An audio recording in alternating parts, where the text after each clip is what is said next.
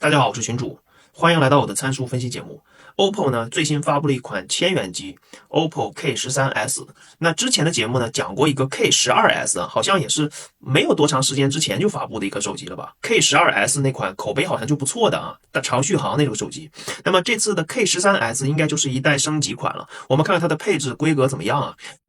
本节目没有任何赞助，请认准正版的阳光使者。首先还是先看一下价格。没有补贴的话1500，有补贴的话能便宜点哈，就是1300左右，1270多块钱。然后8+256的起步啊，最高配就只有12+256啊，因为它属于这种千元耐用型的机器啊，不是走那种高性能释放的啊，也不是走那种高配置的啊。第三代骁龙7啊，就一般吧，就是中等偏下的这么一个处理器，能满足日常基本的那些应用啊。但是说你要说打游戏什么的，它肯定是不是那种类型的机器了啊，它就不可能有那么高的性能。好，那么颜色呢？蓝色和白色呢，其实体积重量差不太多啊，但是材质不一样。白色的背板用的是玻璃的啊，然后呢，蓝色用的就是纯塑料啊，边框都是塑胶材质啊，就没有那种金属的了。它就也不是走那种高质感路线的，主要还是便宜耐用。但是呢，它这个外观长相呢，就乍一看啊，跟它的高端手机呢设计语言是一样的啊，可能就是材质上颜色调色有些不一样，对吧？它主要是塑料的机身啊，就主要是用在千元机，塑料的机身也比较耐摔一些啊。好，那么接下来看它这个长宽高的部分啊，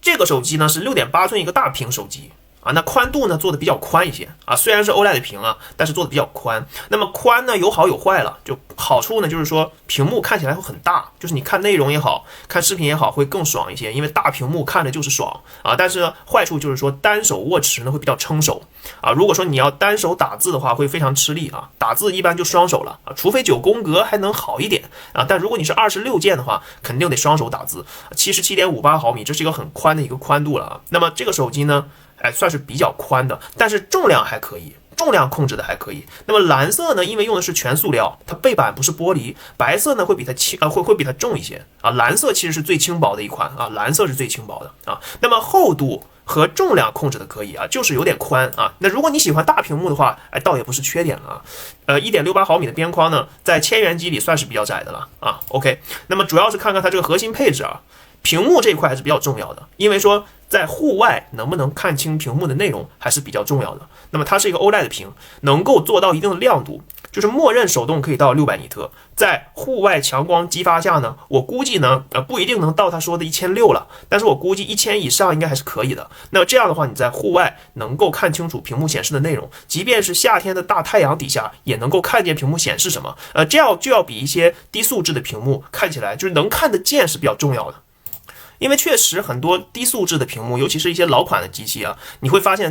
如果你不在一个阴凉底下，你是看不见屏幕显示内容的，是吧？那么这样的屏幕还是可以的，它是一个直屏，没有做那种曲面，然后分辨率呢还可以吧，也就是所谓的 1.5K， 其实就是 Full HD 加的水平了。然后 OLED 屏6.8寸。可以切换刷新率啊，你通常如果说你为了更流畅的体验呢，你就设置到120赫兹就行了，因为它这个电池也挺大的，这个手机电池也挺大的啊，你不用怕120赫兹耗电，虽然不像 LTPO 那么省电了，但是说也可以，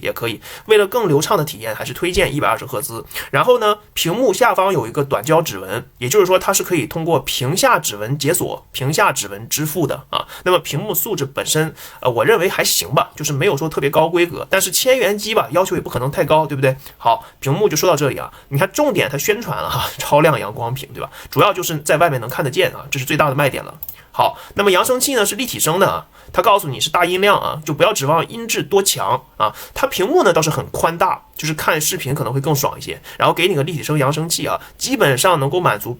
日常的娱乐的应用。啊，就比如说刷视频了、看直播了这些东西，甚至说横屏追个剧、看个动画片也都没有问题啊。那么大音量的扬声器，2个喇叭，听筒那边一个，底部还有一个啊。好，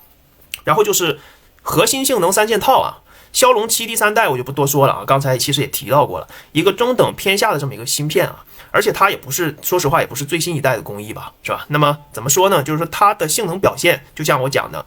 日常基础的应用还可以，就是对娱乐要求别太高就行了。LPDDR4X UFS 3.1啊，给了 UFS 3.1还行啊，全系都是啊，就是比如说你买那个最低配的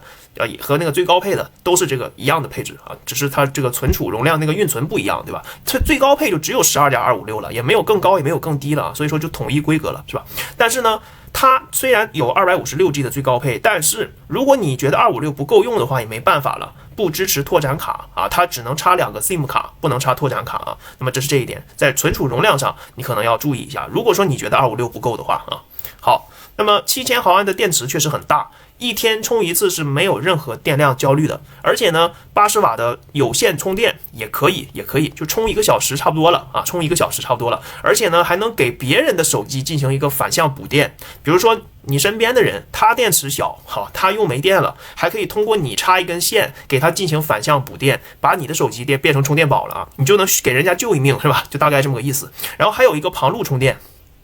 告诉你可以边玩边充啊，这样的话会减少电池的发热和损耗啊。也就是说，比如说你这个你要经常玩游戏啊，可能说你虽然也玩不了什么高负载的这个机器，但是说你可以边充边玩，这样的话就没有电量的焦虑，就不怕这个电池会耗没。你旁边有个电源的话，你就可以插着，是吧？这样的话你这手机一直都是满电的，是吧？好，那么接着往下看。什么超清影像随手出片呢？其实它就是一个5000万像素的一个主摄，然后带一个2轴的防抖啊，然后200万像素有一个凑数镜头啊，也就是说后置就是2个摄像头的方案，其中一个是200万凑数的啊，主要就是靠这个5000万像素了，最高支持10倍数码变焦，录视频只能拍4K 30帧啊。那也是因为它这个芯片的算力不是很强了，也支持不到60帧那么一个算力了啊，好吧？那么我觉得像这样的手机千元机，我们不会对它的摄像头规格，包括它的录像拍照的效果有很高的期待啊，不会有很高的期待。但记录个生活还行啊，扫个码肯定是没有问题的。那么3200万像素什么美颜自拍，那么自拍摄像头的这个像素倒是挺高的啊，但拍视频依然一样的哈，只有4K 30帧啊，4K 30帧。那么自拍摄像头的效果还算可以的啊，就是比如说视频聊天什么的，还是比较清晰的啊。好，接着往下看，然后这个马上讲到它这个通信和网络了，它这里有一个信号放大器啊，它告诉你这个通信增强芯片啊，就是信号能给你放大一些，它告诉你了啊，就是弱网的一些场景啊，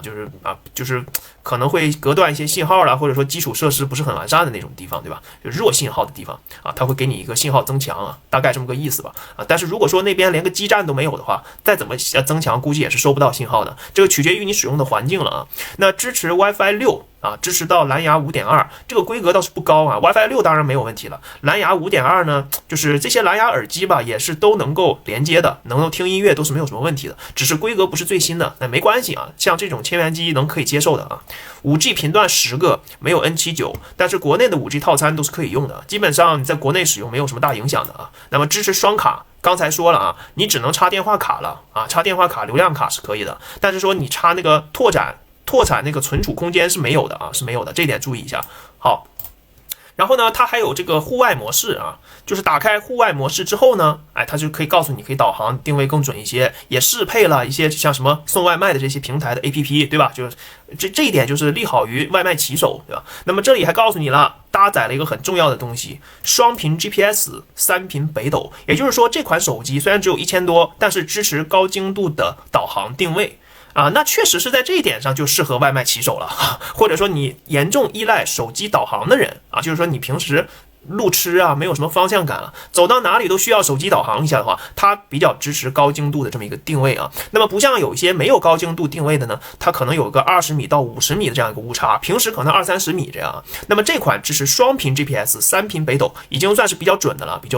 所以说利好于啊，就是需要手机导航的人啊。好，那么。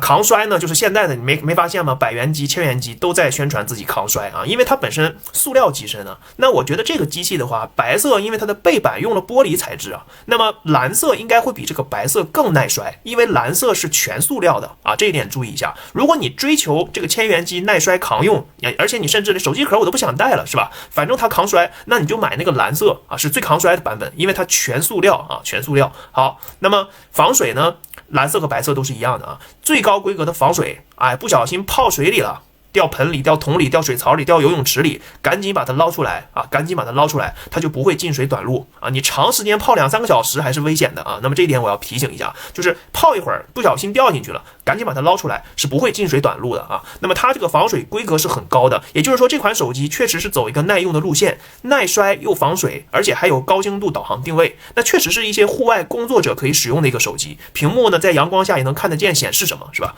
那可能就适合这样的人群了啊！好。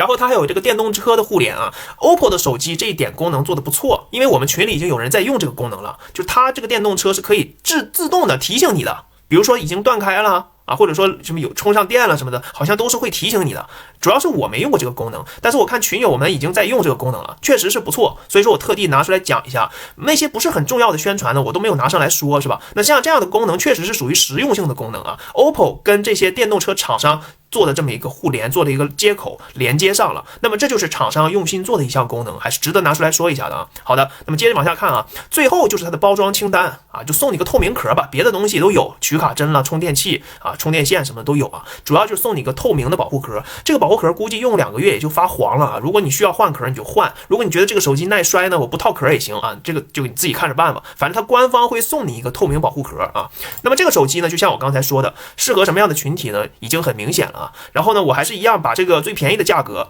啊挂到评论区的置顶，然后你们就选蓝色选白色就行了，根据自己的喜好来。那么就像我刚才说的，如果你对耐摔这件事情看得很重的话，你希望买一个最轻薄的机器，那么这款蓝色是更轻薄更耐摔的，但是白色可能看起来颜值会高一点，那么大家自行取舍一下吧。那么希望节目对你们有帮助啊，点点赞吧，点点关注啊，我们下期节目再见。